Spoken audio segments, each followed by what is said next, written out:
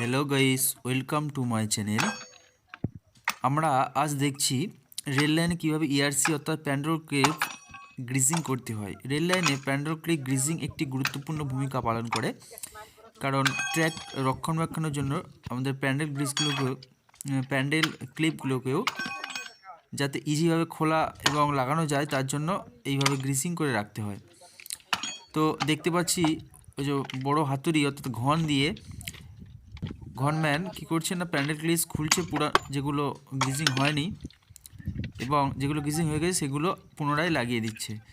তো প্যান্ডেল গ্রিজ করতে গেলে কি করতে হয় না, প্যান্ডেল খুলতে হয়, তারপরে যে লাইনার থাকে সেটাকে তুলে তার নিচে পরিষ্কার করে ফ্রেঞ্চে গ্রিজ লাগিয়ে আবার লাইনার বসিয়ে এই যে করছে, লাইনার বসিয়ে আবার তাকে সিল করে দেয় চারিদিকে এবং হোলে গ্রিজ দিয়ে এই যে প্যান্ডেল ক্লিপটা সুন্দর করে হাত দিয়ে গ্রিজ মাখিয়ে আবার লাগিয়ে দিতে হয় এবং ঘন দিয়ে সেটাকে পুনরায় তার নির্দিষ্ট জায়গায় পরিমাণ মতো ঢুকিয়ে দিতে হয়।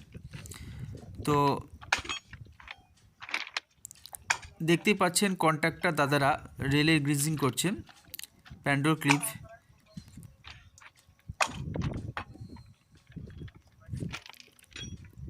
এটা খুব গুরুত্বপূর্ণ কাজ ট্র্যাক মেনটেনারদের। তো এটা করা হয় কারণ এটা রক্ষণাবেক্ষণ সুবিধার জন্য।